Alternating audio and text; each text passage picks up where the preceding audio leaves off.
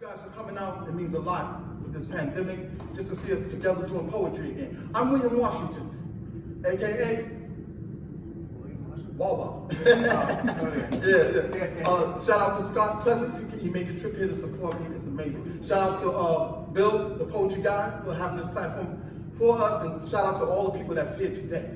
I'm a little rusty at this, but I'm going to share with you some of the monologue titled "I Haven't Written a Love Poem Since 2019." Bear with me. I've been broken. I've been hurt. I've been lost. I've been found. But somewhere there should be for all the world to see a statue of a fool made of stone, an image of a man who let love slip through his hands. Now let him stand there all alone. But what if in my lifetime I was lonely in search of the woman that could end my solitude? What if I allowed myself the time to enroll her into my revolution? A revolution fought between black men versus black women. A revolution to unite and solidify the black family torn apart by slavery, rape, the Uncle Tom mindset. The my black is better than your blackness. This is not a test. This is my revolution. What if I found her blackness? Her thick lips perpendicular to her curved hips. Her soft black hands strong enough to lift shit. Her ample ass curved enough to place a glass upon it. Her thighs mighty yet sexy as all get outness. Her legs bold between knee and ankle. When she wraps them around me, forces me to tap out. Scream uncle. What if she was my chick, my woman, my queen, my wife, my life? Would I die for her? Yes. Would I cry with her? Yes. Would I spite my mother, my father, my left hand for her? Yes, yes, yes. What if I make her orgasm again and again and again for 402 years? Still she leaves me for a whiter man, a richer man, another man. Damn, this is not a test. This is my revolution. But where? Somebody tell me where's my Nina Simone? Where's that woman that loved just for me? That woman who would love me unconditionally? That woman who will fix me breakfast in the early morning? That woman who, just because she wants to and after breakfast, will allow me to hit it from the back unconditionally? That woman who would turn my broken heart into a happy, happy home? That woman who loves when my aging hand holds her hand? That woman who sets my heart on fire with her every kiss? That woman who will stand by my side as we fight the revolution outside, but when we go inside, we make revolutionary love. Somebody tell me, where is my feeling good? Where is my the other woman? Where is my Mississippi goddamn? Will somebody please tell me, where is my Nina Simone? As a young teen, very insecure, it was an older woman who stole my virginity. But before she did so, she told me something that was so poignant and that I've never forgotten even to this day. She said, son, lift your head up, because the blacker the berry, the sweeter the juice. And then she proceeded to take my virginity. But to this day, I remember those words. So whenever I spit for the good. When I spit on the bad. I spit for the love I seldom had. The blacker the berry, the more endangered he'd be. So I spit on the blind, because 3/5 of a black man is all that the blind can see.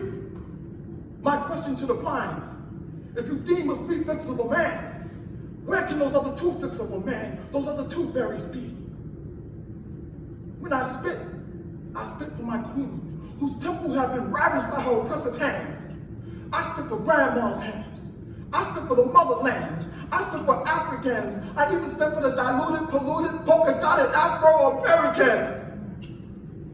I spit for Mother Nature, who is continuously being abused and polluted by NASA and fast cars. When I spit for the return of black exploitation movies.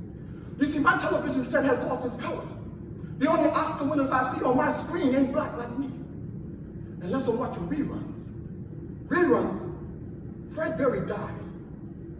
Halle Berry, she's still fine. Yeah, she can be that 1/5 of a man, that one Berry I see. So now my question is, where can that last 1/5 of a man, that last Berry be? When I spit for the single mother who raises her family on her own while praying to God for the return of her James Earl Jones. Yes, I spit for all you Claudines. When I spit because black has lost its power by the day, the time, the hour. My black history books tell me that they assassinated Jesus.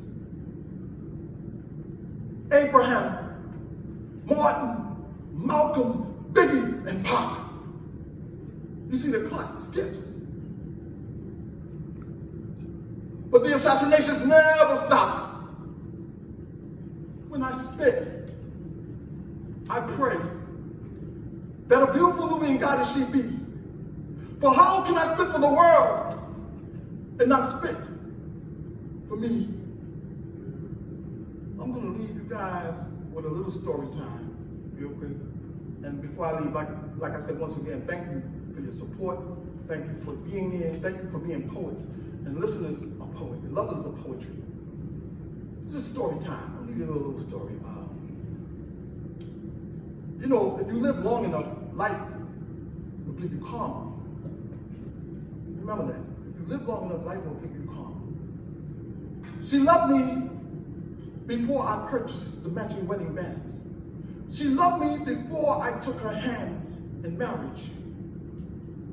Before the birth of our first child and first baby carriage. Before her deceit.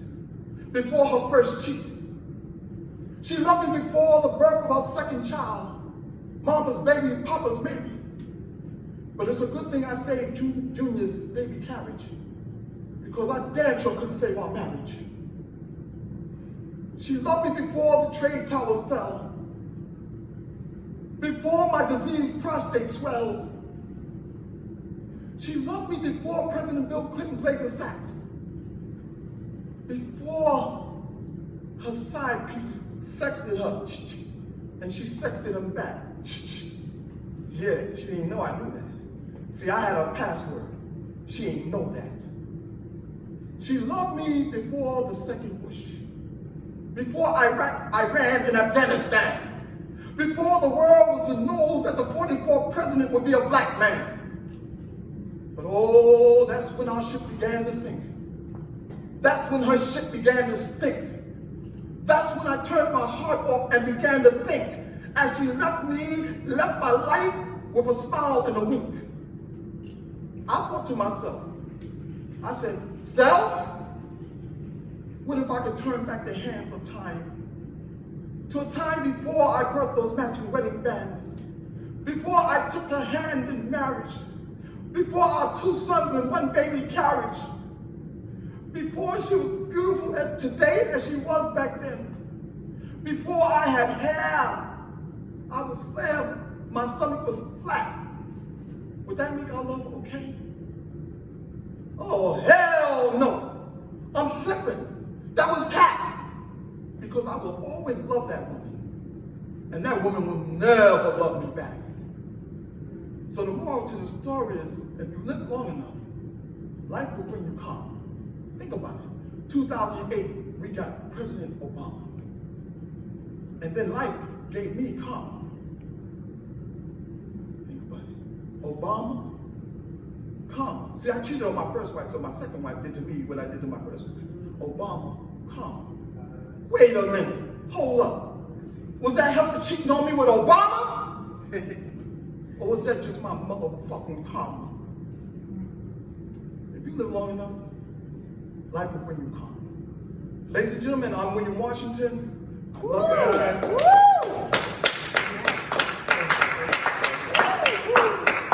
Let me do my footwork for Instagram. I walk there. He ain't crippled.